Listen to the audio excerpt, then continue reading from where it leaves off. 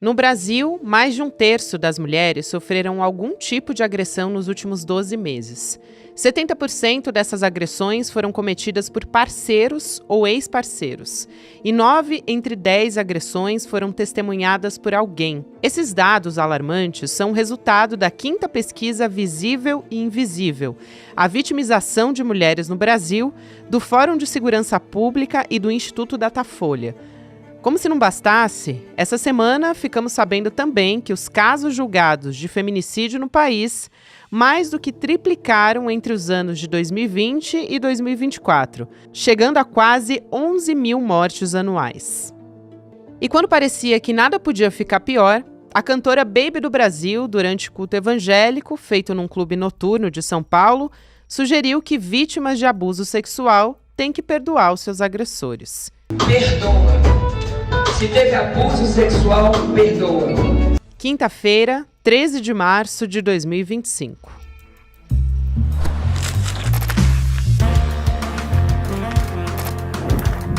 Sou Gabriela Varela, esse é o podcast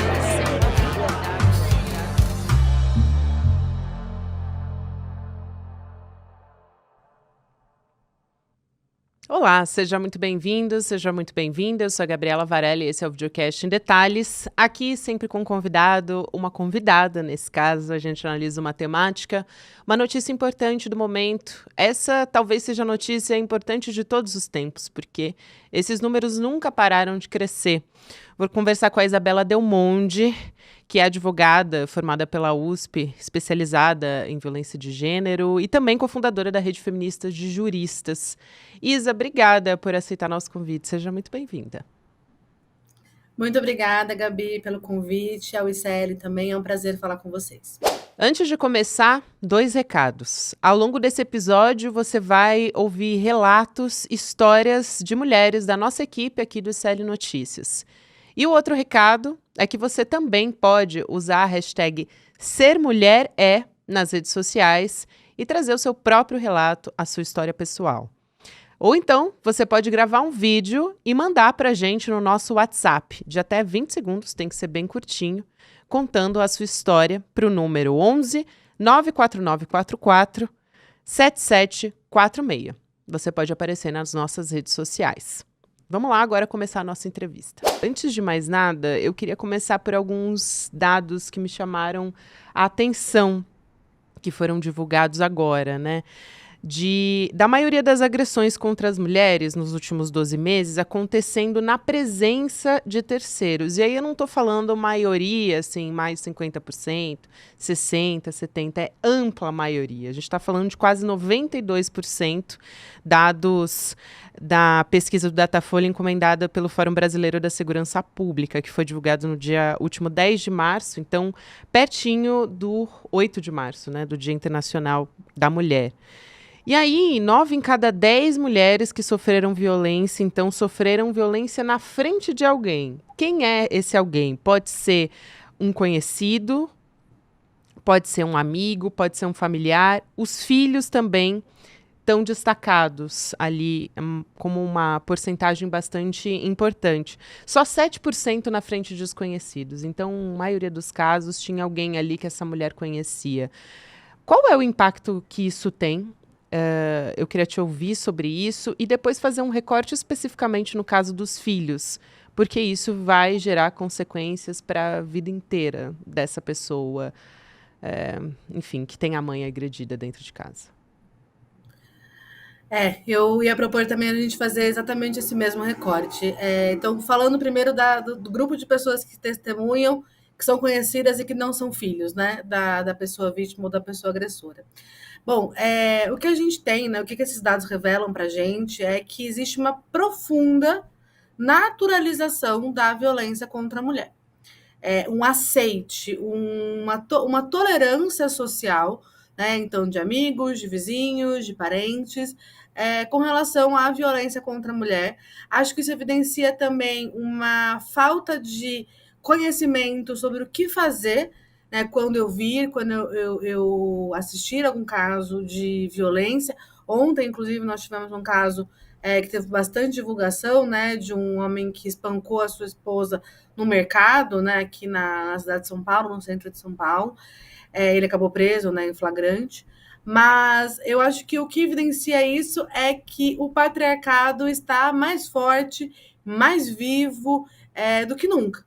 A gente tem anos aí de trabalho, né, de enfrentamento à violência contra a mulher. A Lei Maria da Penha, ela completa 19 anos, né, no ano agora de 2025, mas a gente tem aqui, acho que isso é resultado da naturalização da violência contra a mulher, do fortalecimento do patriarcado, especialmente nos últimos anos, com a ascensão da extrema-direita, mas também com a tolerância de todos os outros homens, de outros grupos políticos e sociais, que não só da extrema-direita. Para mim, ser mulher é saber que eu vou ter que acordar todos os dias, tendo que provar mais uma vez o meu valor para a sociedade. Mas ser mulher também é ser corajosa, é ser valente, é participar dessa corrente de outras mulheres fortes que se apoiam e se levantam. Não há um constrangimento, não há um medo de uma represália social. Inclusive, esse é um dos pontos que eu defendo, que a gente tenha represálias sociais ao invés de prisão, necessariamente, né, para agressões, mas que a gente veja consequência em outras esferas, mas para esses homens que cometem essas violências. Então, acho que é isso que está revelado aí com esse dado. Quando a gente pensa nos filhos, Gabi, aí a gente tem um cenário completamente diferente. Né? Os filhos são aquilo que a teoria feminista de enfrentamento à violência de gênero chama de vítimas indiretas. Né? Evidentemente, aquela criança pode também ser uma vítima direta de uma violência daquele pai agressor da mãe, mas nesse caso, né, testemunhando a violência contra a mãe, a gente tem uma vítima indireta que vai ter danos psicológicos, como você falou, que provavelmente vão acompanhar ao longo de toda a vida.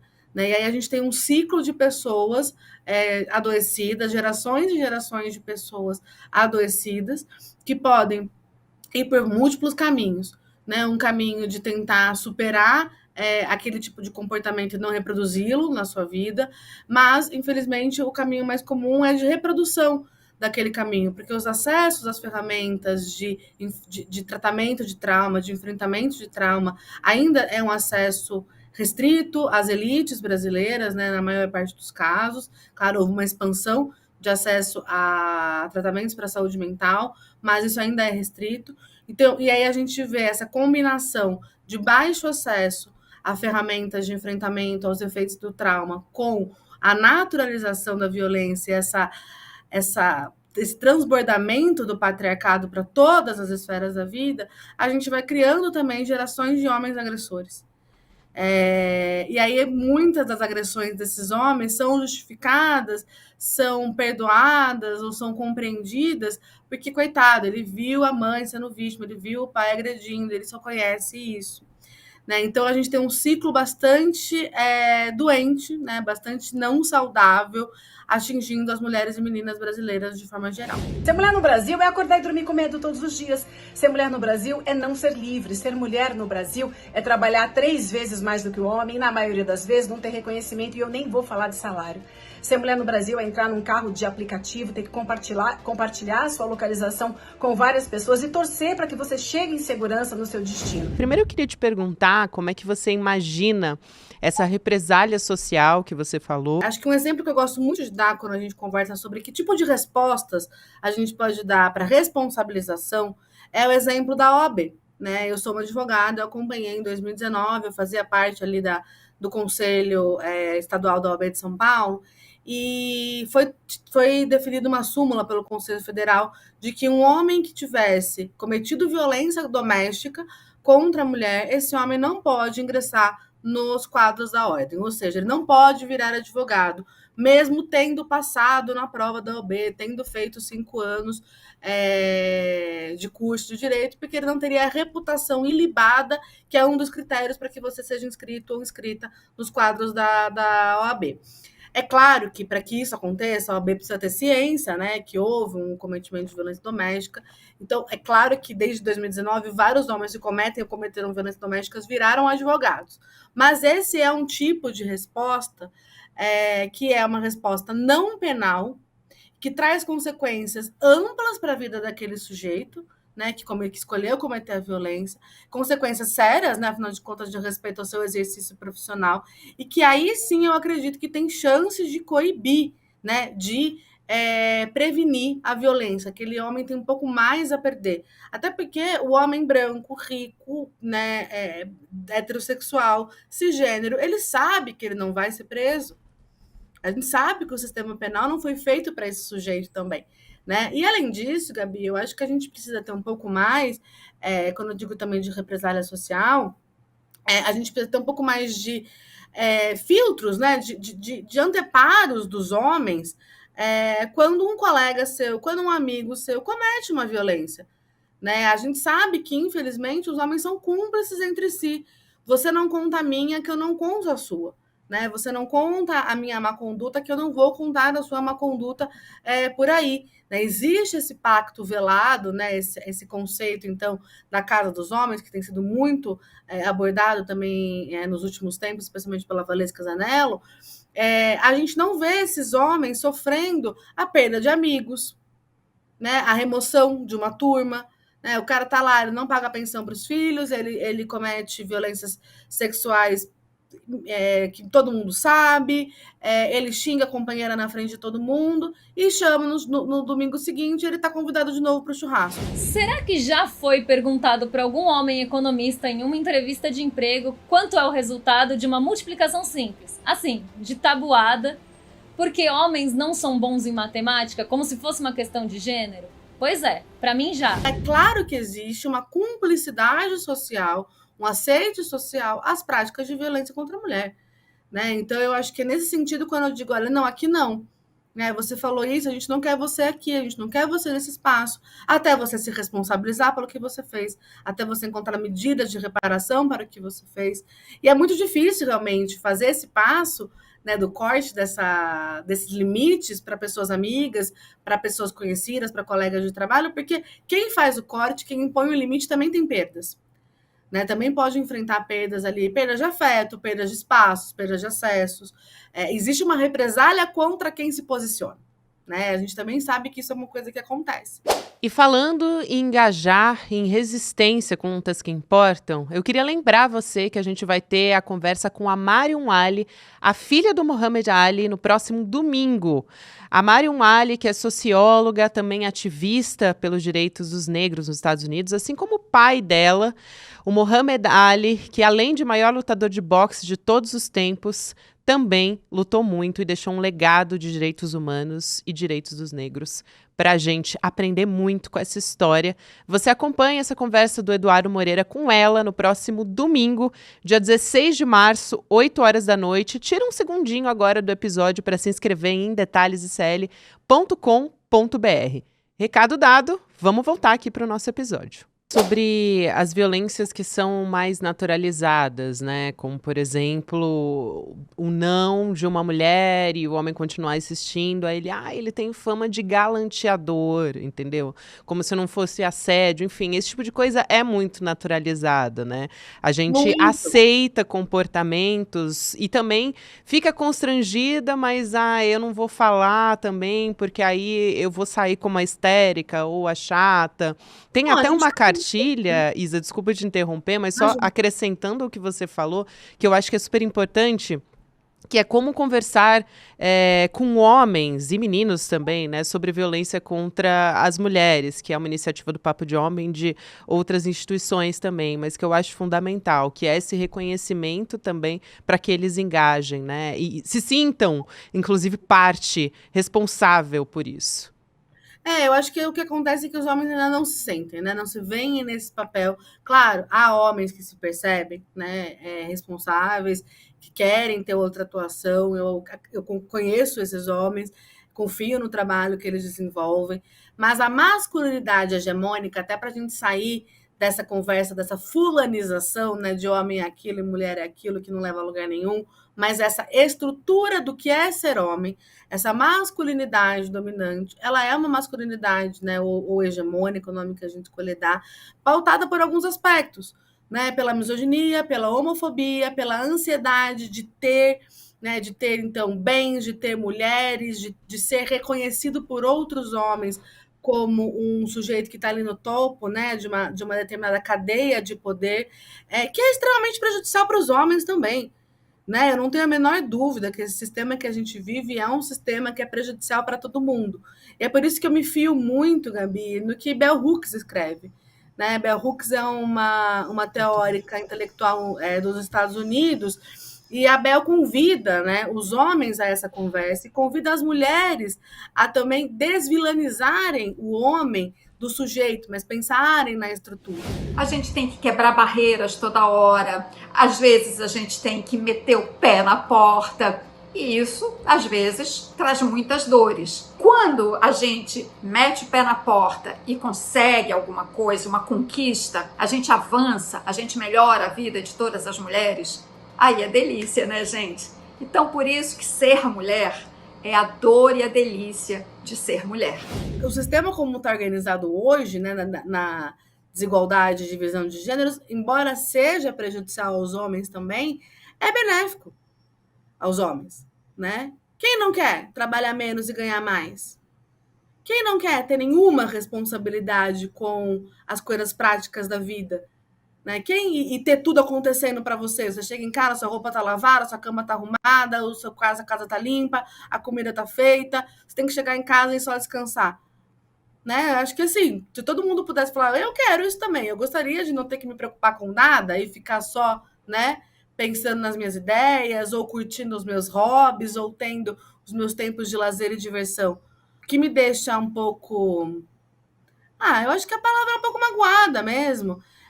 O quanto que os homens estão confortáveis em viverem tudo isso às custas da sobrecarga das mulheres.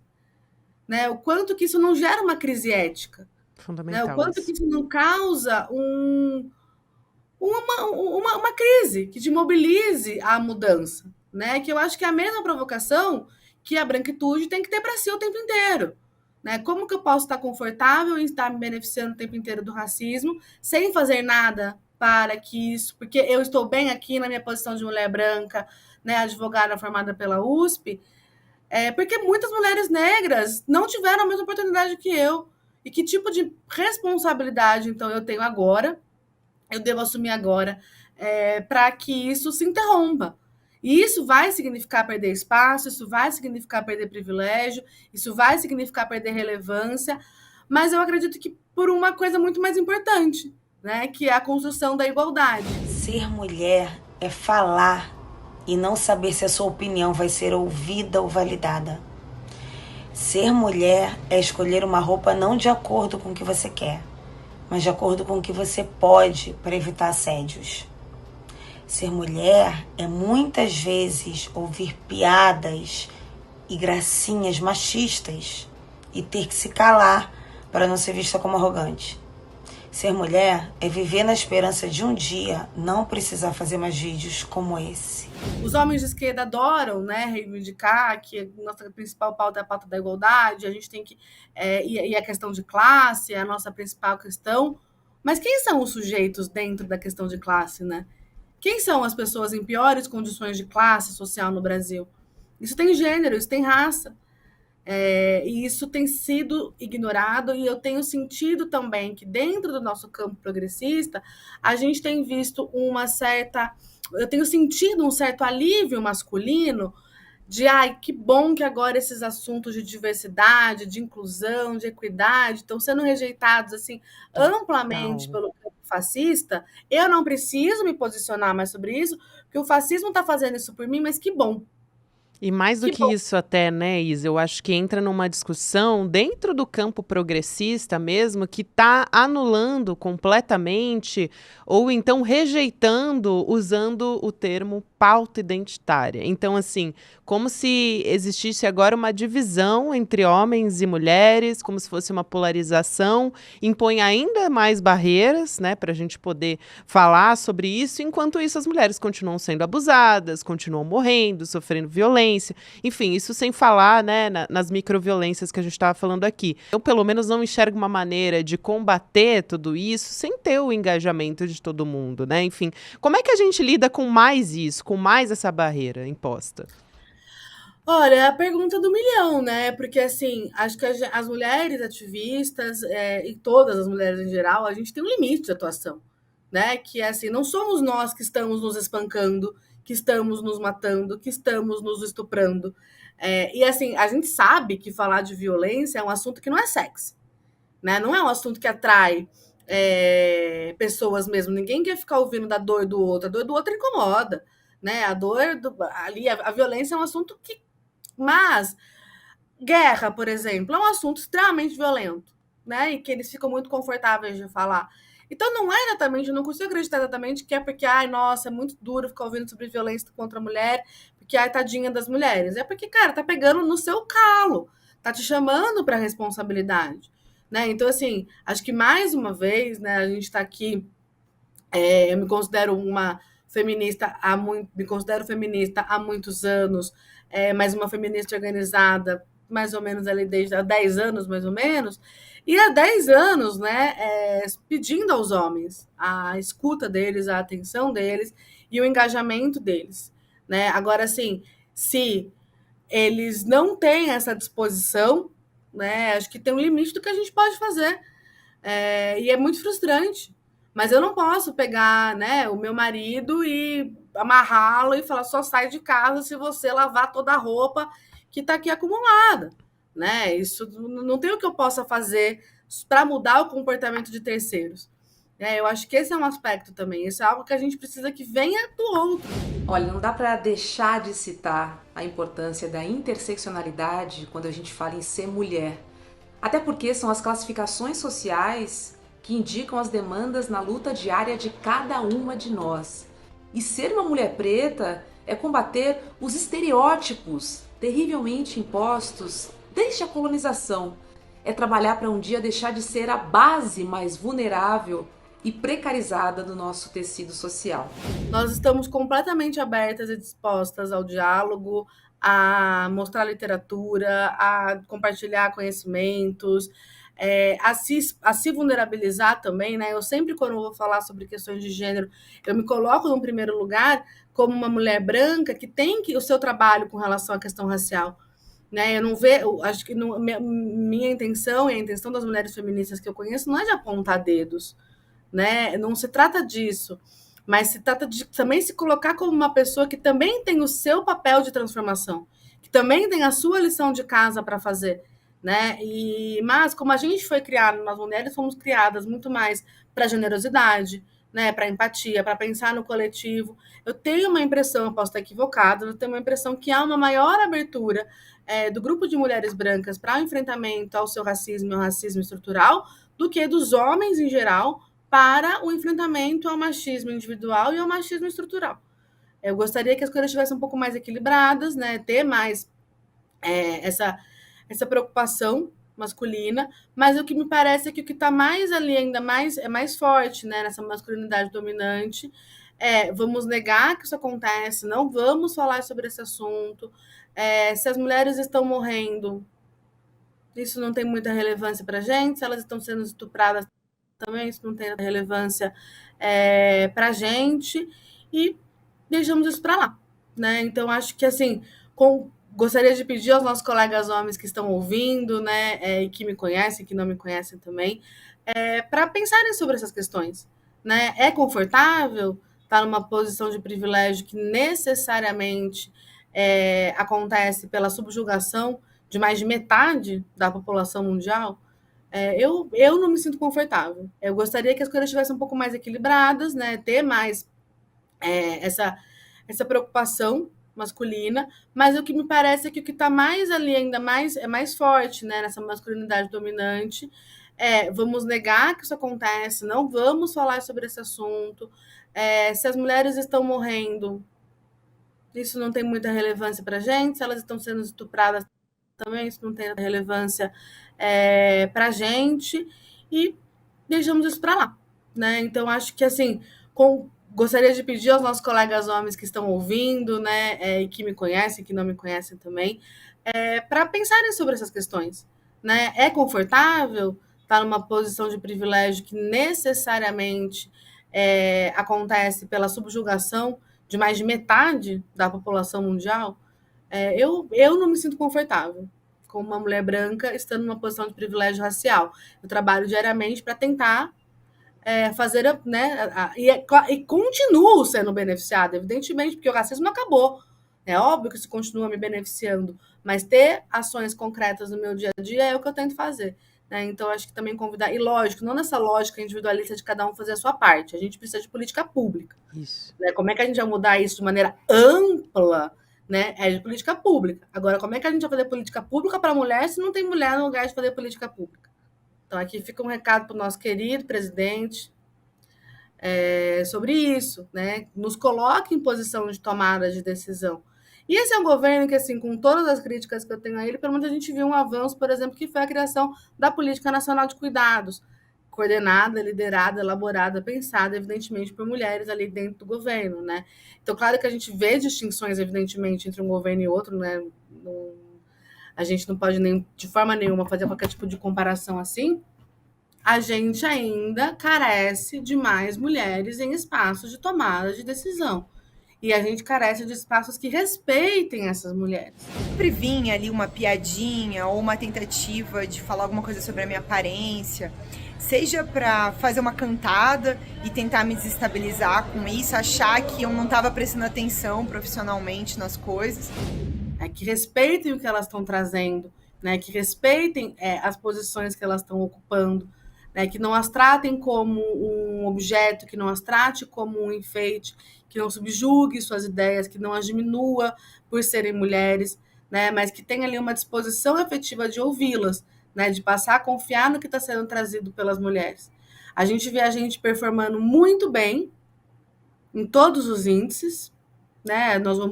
Nós estudamos mais, nós nos graduamos mais, a gente tem melhor desenvolvimento escolar, e quando a gente vai ver isso não se reflete no mercado de trabalho. Né? E me parece, Gabi, que a única forma que os homens ainda têm de manterem a sua posição de poder social é pela violência.